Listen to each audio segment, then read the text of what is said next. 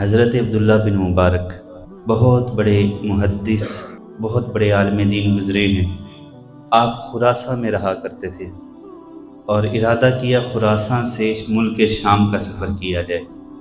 کسی غرض سے جب یہ ارادہ کیا کہ ملک شام جایا جائے، اور اس وقت نہ ہی روڈ پکے تھے، نہ ہی تیز چلنے والی سواریاں تھیں، نہ ہی سفر کو آسان کرنے کے لیے راستے میں ہوٹل تھے، نہ ہی راستے کے اندر کوئی آرام دہ مقامات تھے، نہ ہی کوئی ایسا معاملہ تھا کہ جس کی وجہ سے انسان کا سفر آسان ہو جائے۔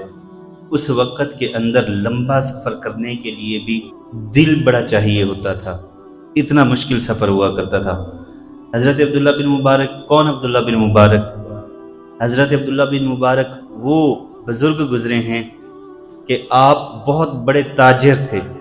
فقط تاجر ہی نہیں تھے بلکہ آپ اتنے بڑے عالم اور محدث تھے کہ دن بھر اپنا زندگی گزارنے کے لیے کاروبار کرتے، تجارت کرتے، دن میں روزہ رکھتے، اور جب رات ہوتی تو مصلی پر آ کر اللہ کی ساری رات عبادت کرتے۔ وہ حضرت عبداللہ بن مبارک، ایک شخص آیا آ کر عرض کرنے لگا، حضرت بڑا مشکل وقت چل رہا ہے، بڑا کٹھن وقت آ چکا ہے۔ پوچھا کیا بات ہے؟ عرض کرنے لگا کوئی سلسلہ روزگار کا ہے نہیں، لوگوں سے قرض لے کر میں اپنا گزارا کرتا ہوں، اپنے بیوی بچوں کو پالتا ہوں، لیکن قرض بھی اب اتنا ہو چکا ہے کہ میں واپس نہیں کر سکتا۔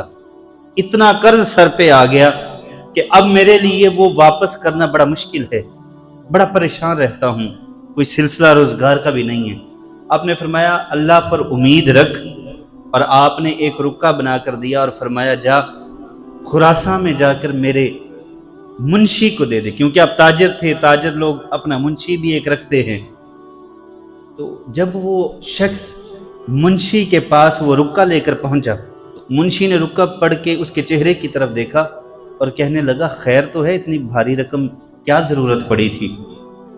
اس نے بتایا کہ میرے اوپر قرض تھا 700 درہم۔ میں نے حضرت عبداللہ بن مبارک سے بات کی، انہوں نے یہ رکا بنا کر آپ کے پاس بھیجا اور فرمایا جا تیرا مسئلہ میرا منشی حل کر دے گا۔ وہ کہتا ہے حیرانگی اس بات کی ہے 700 درہم کا تو نے ذکر کیا، 700 درہم تجھ پر قرضہ ہے، لیکن حضرت عبداللہ بن مبارک نے 7000 درہم لکھی ہے، تو ایسا کر واپس یہ میرا رکا لے جا اور حضرت عبداللہ بن مبارک کو جا کر کے دے۔ وہ بیچارہ پھر پریشانی کے عالم میں، پیدل سفر، نہ اس کے پاس کوئی سواری سوار ہونے کے لیے، نہ کوئی زیادہ راہ، نہ کوئی کھانے پینے کا سامان، بیچارہ مشکل سے پہنچا حضرت عبداللہ بن مبارک کے پاس، جا کر وہ رکا دیا۔ رکے میں لکھا تھا حضرت اس پر 700 درہم قرضہ ہے، لیکن آپ نے لکھا ہے 7000 درہم میں سے دوں۔ میں نے رکا اس لیے لکھا ہے کہ آپ سے لکھتے وقت کوئی غلطی تو نہیں ہو گئی۔ جب حضرت عبداللہ بن مبارک نے اپنے منشی کا یہ رکا پڑھا، آپ جلال میں آ گئے، غصہ آ گیا۔ آپ نے واپس اسے تحریر لکھی، فرمایا یہ تیرے لیے مشکل تو ہے جانا، لیکن ایک مرتبہ جا کر یہ رکا میرے منشی کو دے۔ جب وہ منشی کے پاس سفر کر کے پہنچا تو اس میں لکھا تھا اے ظالم، تو نے میری ایمان کی حلاوت میں کمی واقع کر دی۔ اس پر 700 درہم کا قرض تھا، اس کا مطالبہ تھا ہم سے 700 درہم، ہم اس کی مدد کرتے، اس کی خدمت کرتے، لیکن میں نے 7000 درہم لکھا، اب بلکہ اسے 7000 نہیں تو 14000 درہم اسے دے۔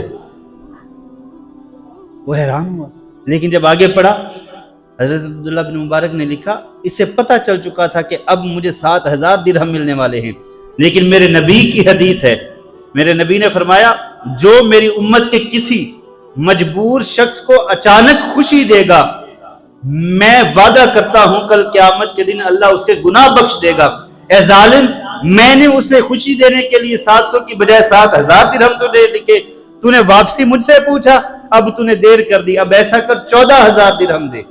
اب دیکھیے اس میں سبق کیا ہے؟ جو بندہ مخلوق خدا کی خدمت کرے اور اچانک اسے خوشی دے۔ اب دیکھیے حضرت عبداللہ بن مبارک فقط عالم نہیں، آج ہم پڑھتے ہیں علم، آج ہم جب پڑھ لیتے ہیں صرف وہ ہمارا علم لفظوں کے اندر قید ہوتا ہے، ہماری زندگی کے اندر اس کی کوئی وابستگی نہیں ہوتی۔ ہماری زندگی کے اندر اس علم کا کوئی کردار نہیں ہوتا، چونکہ ہم عمل نہیں کرتے۔ حضرت عبداللہ بن مبارک نہ تاجر تھے نہ صرف عالم تھے، بلکہ وہ عالم تھے جو اپنے علم پر عمل بھی کرتے ہیں۔ دیکھیے نبی پاک کی حدیث پر عمل کرتے ہوئے اسے 14,000 درہم دیے کہ یہ اس بندے کی ضرورت آسان ہو جائے۔ اب جو اچانک کسی بندے کو خوش کرے اسے اللہ پاک معاف فرماتا ہے۔ اب ذرا دیکھیے تصویر کا دوسرا رخ بھی، جو اچانک خوش کرے اسے تو اللہ پاک معاف فرماتا ہے، اور جو اچانک بیٹھے بٹھائے کسی کو تکلیف دے دے، سوچو کہ اس پر رب کتنا ناراض ہوتا ہوگا۔